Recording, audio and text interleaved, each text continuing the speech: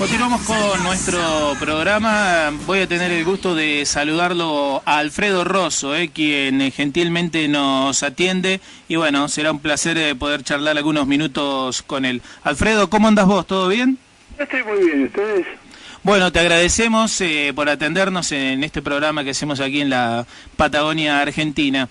Nuestros programas aquí en Radio Plus, bueno, es una radio de rock, aquí en Comodoro Rivadavia, Alfredo, y habitualmente es rock, blues, soul, reggae, heavy, entre la década del 50 y los 80, y tal vez la década del 90 algo también. Vos como un periodista especializado en rock hace tantos años, uno que te ha visto en tantos documentales, en tantas reseñas, en libros, en revistas, de shows, el buen rock, podríamos decir, o el mejor rock, ¿es el anterior, el que ya pasó? Hoy por hoy también tenemos de buenas bandas, vos porque estás muy ligado tanto al rock tal vez de tiempo anterior, como también al rock moderno, uno que habitualmente escuchas tus programas de radio también. Sí, yo creo que hay un continuum de música muy buena que se esparce a través de las décadas, ¿no?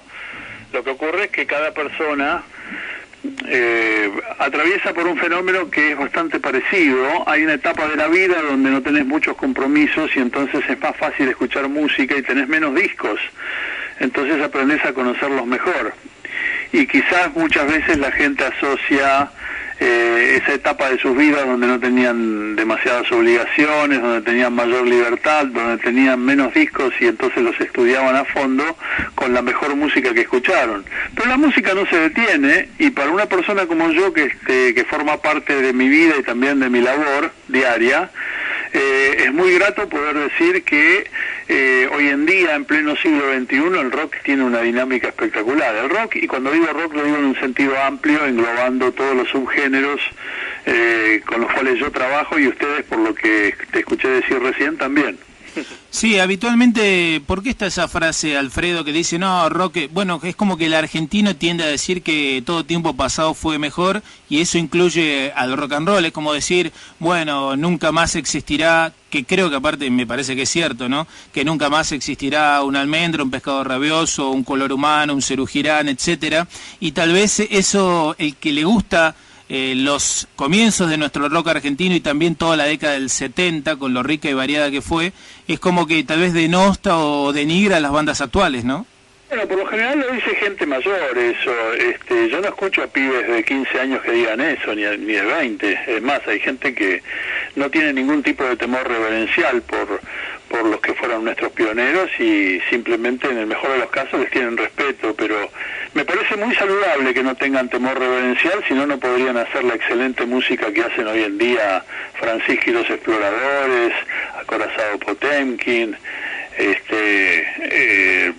bueno, todos los que están dando en ese momento cátedra, ¿no? Ricky Tabe, Nikita Nipone, o sea, todas las bandas, Los Espíritus, muy especialmente, y todo lo que hace Prieto, en letra y en música, Atlanticus, Gualicho Turbio, o sea, afortunadamente hay toda una generación en este momento que está sacando Valentín y los Volcanes. Me voy acordando a medida que te voy diciendo, hay toda una generación hoy en día que está sacando discos y que están hablando de una problemática que tiene que ver con el siglo XXI y que no tiene un temor reverencial frente a lo que pasó. Tiene una noción de la historia que me parece saludable, porque tampoco sería saludable negar lo que vino antes. Pero a mí me parece que la actitud de negar lo que existe ahora, me parece incluso hasta artísticamente filicida, ¿no? Porque es como decirle a tu hijo, nunca vas a lograr lo que yo logré, hijo. Yo no le diría jamás eso a mis hijos, francamente me parecería terrible. Claro, no, coincido plenamente. Y te pasa, bueno, imagino que una buena parte de todas esas bandas que mencionaste y muchas otras que todavía no han logrado tal vez plasmar su material en disco, que la siguen peleando, que siguen golpeando puertas, imagino que te buscan como para que a través tuyo y siendo un referente puedan difundir su material, ¿no? Me buscan y yo debo confesar que no puedo cumplir ni en un 30% de lo que sería la labor de difundirlas, porque afortunadamente hay mucha oferta. Hoy en día eso de golpear puertas que vos decías, es como una figura que ya quedó un poco en el pasado en este sentido. Los grupos o los solistas pueden hacer discos en su casa, eso es fantástico, es decir, ya no dependés de un productor o de una grabadora, y eso es una libertad que yo no sé si se dan cuenta lo importante que es, porque 40 años atrás o 20 años atrás, eso es imposible, impensable, dependías de la buena voluntad del famoso productor y también de sus delirios de poder en muchos casos para poder trascender. Para poder ser escuchado, porque hoy en día ni siquiera los precisás para ser escuchado, porque están en las redes sociales, está en internet, o sea, es una época maravillosa en ese aspecto. Yo frecuentemente me encuentro ante la pregunta que me hacen algunos colegas, parte del público, y hasta otros músicos a veces, ¿no? Músicos de la vieja generación. ¿Y por qué no son más famosos entonces esos grupos que yo te mencioné?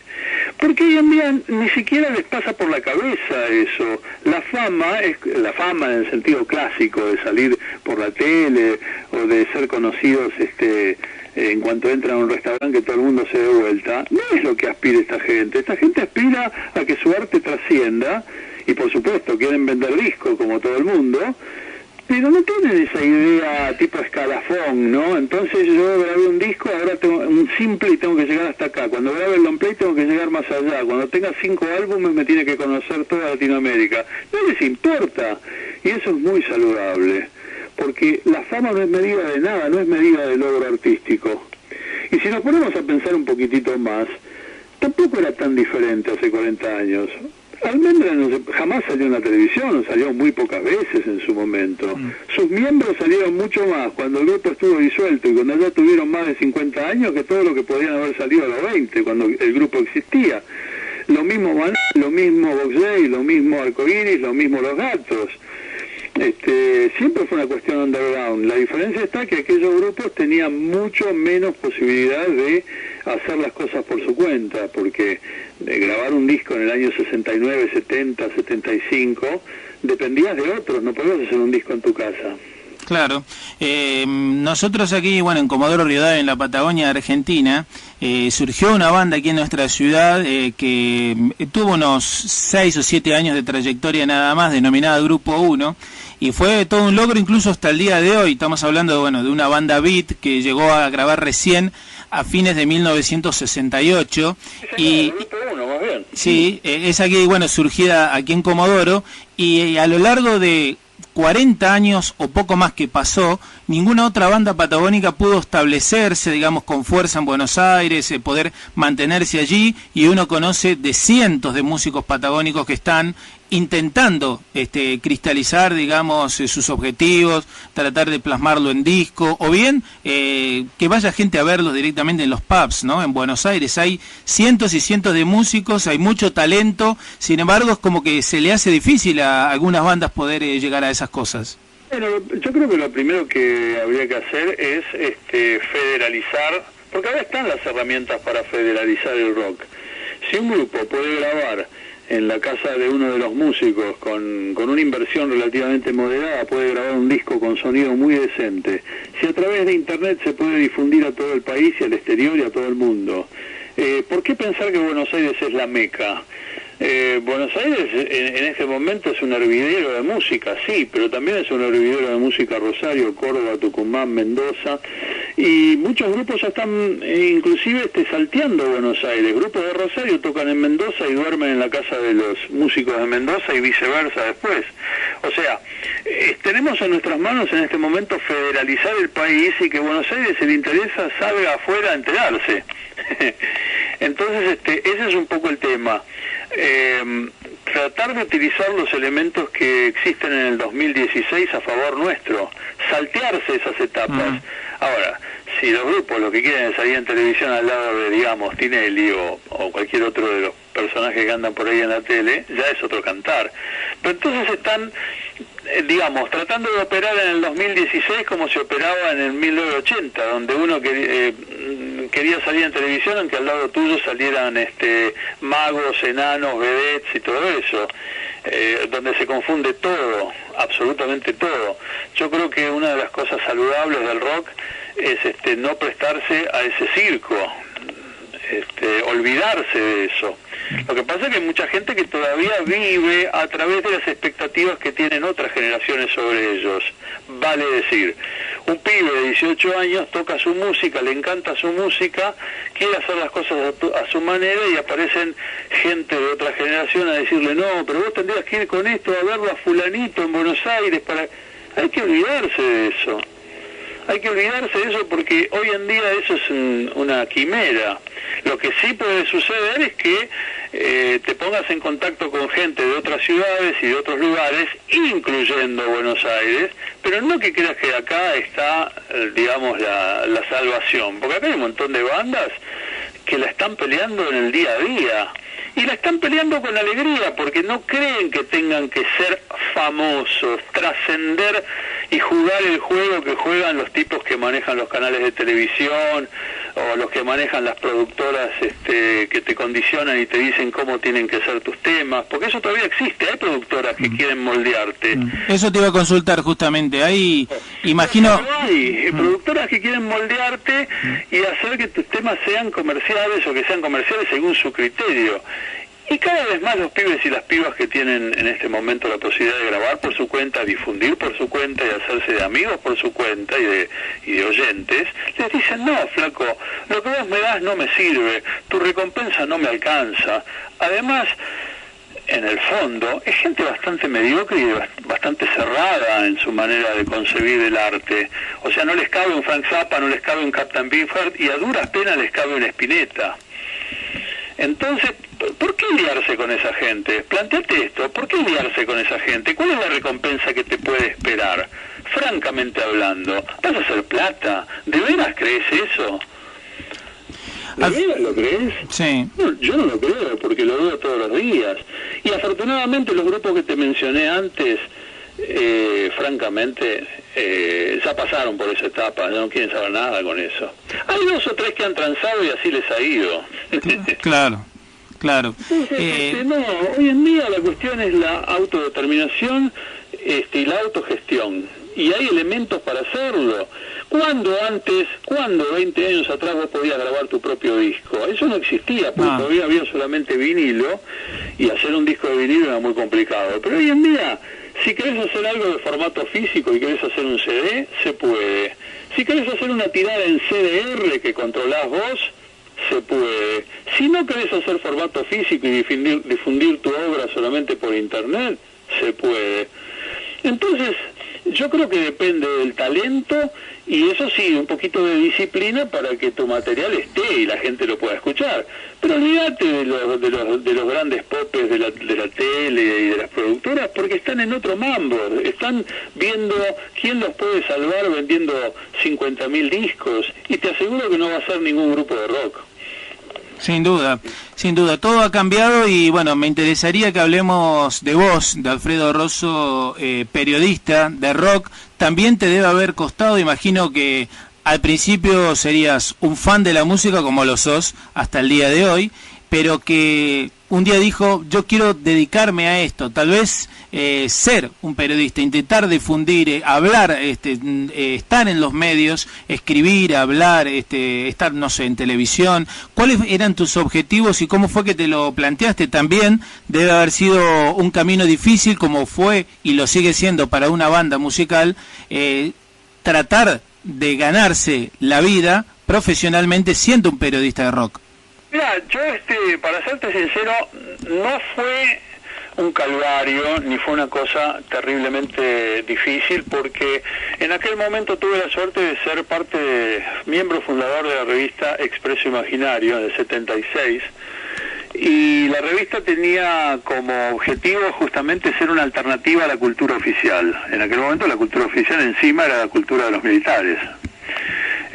Porque estaba el proceso, el Expreso nació el mismo año que se produce el golpe del 24 de marzo del 76, estamos cumpliendo 40 años de haber salido, y entonces la revista se planteó hablar de una música diferente, de un arte diferente, hablaba de teatro, hablaba de cine, hablaba de poesía, hablaba de artes visuales alternativas. Entonces, no me fue difícil expresarme en ese campo, porque la revista se trataba de eso.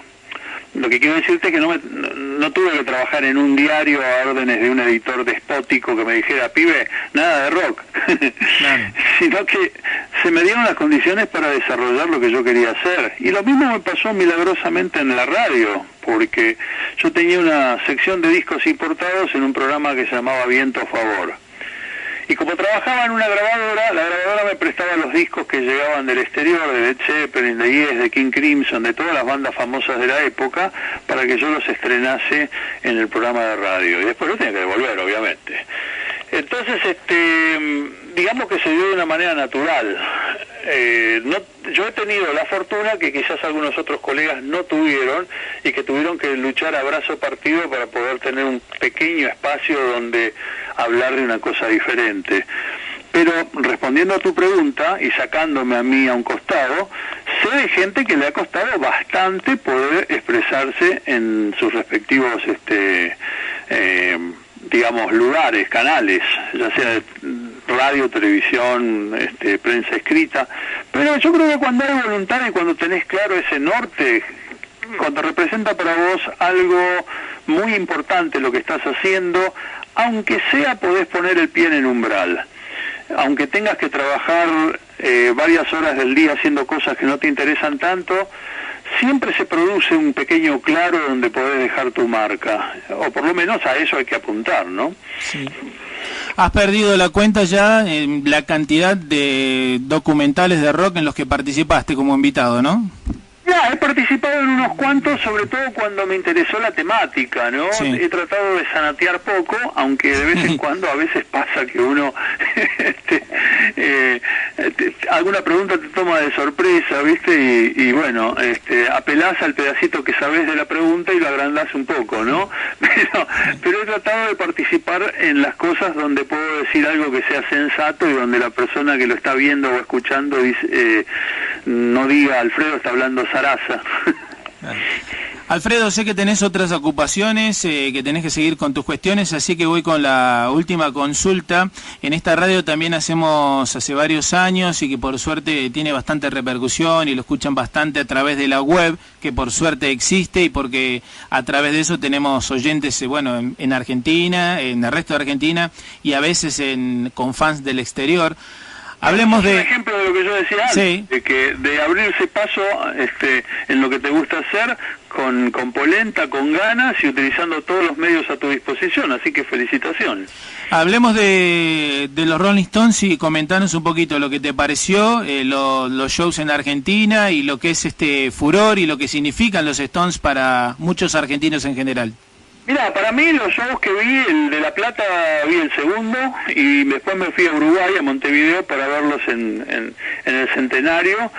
Me pareció impresionante, me pareció que los Stones están notablemente vigentes y en gran forma.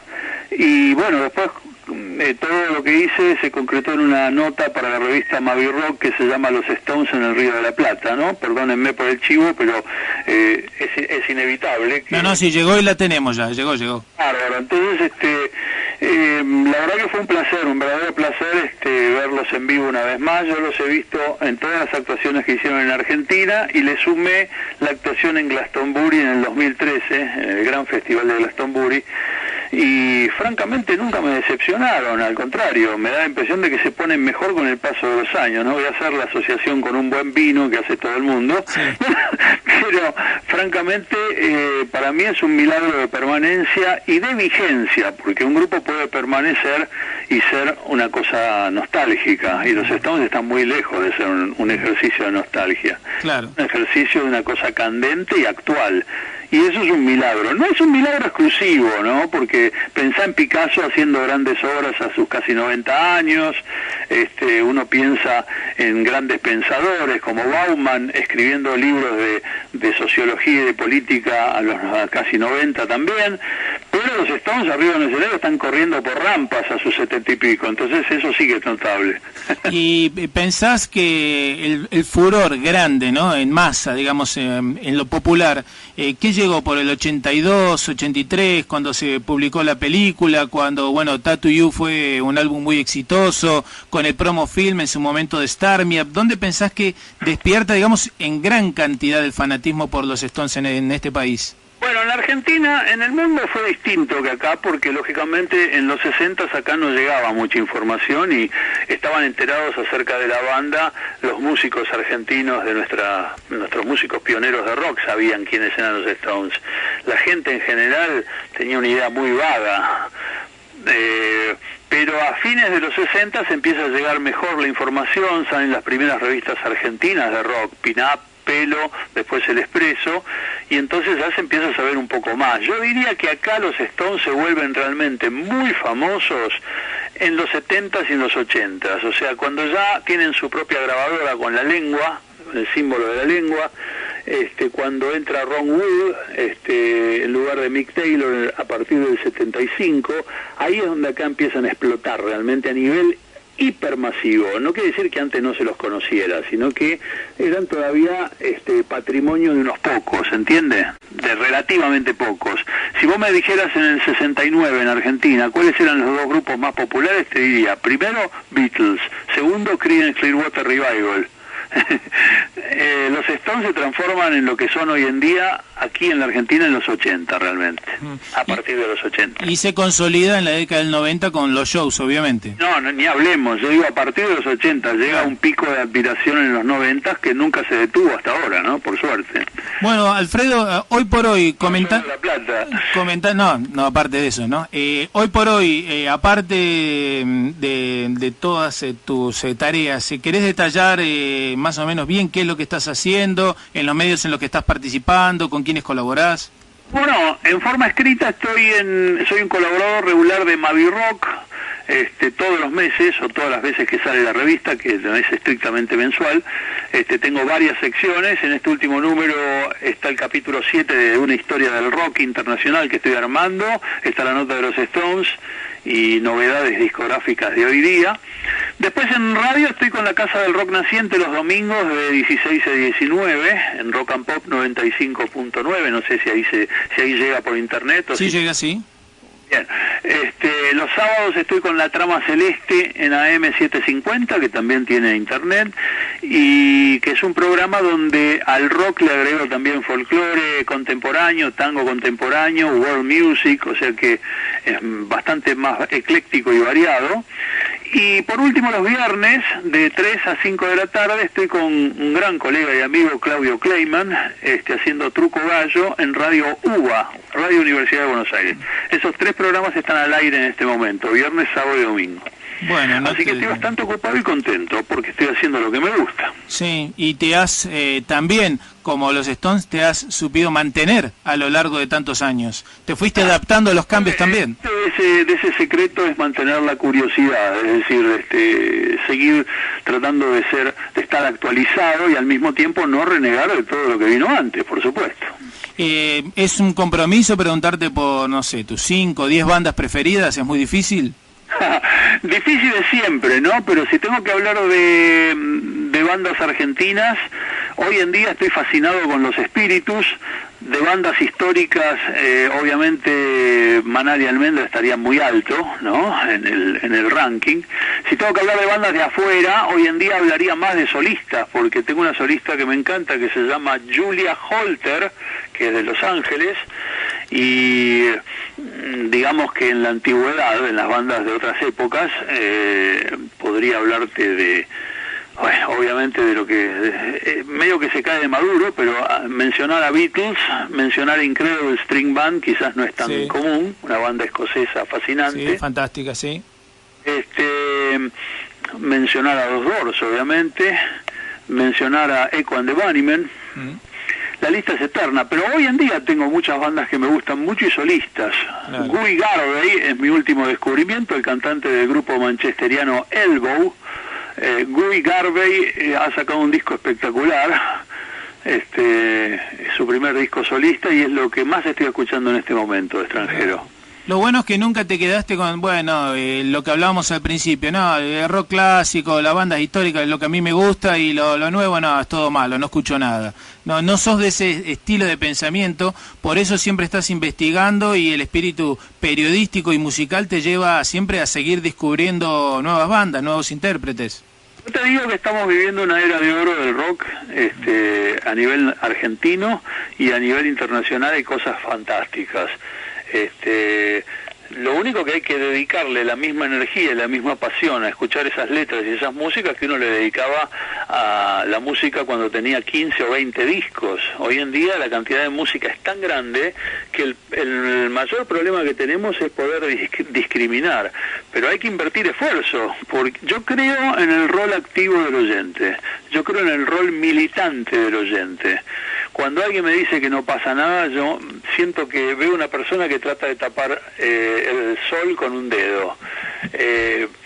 Si el oyente no tiene ganas de investigar, lo comprendo, pero que no diga que no está. ¿Me entendés la diferencia? Entiendo perfectamente. Alfredo, fue un gusto dialogar con vos estos minutos. Ojalá que podamos repetir un poquito más adelante. Y bueno, y seguir charlando de rock, que es apasionante y uno puede estar por horas, ¿no? Claro, creo que sí. Muchas gracias por la convocatoria y por la llamada y un abrazo por allá y sí, que sea rock por mucho tiempo. Que sea rock, te saludamos aquí desde Radio Plus en Comodoro Rivadavia. Un abrazo grande. Hasta pronto, lo mismo.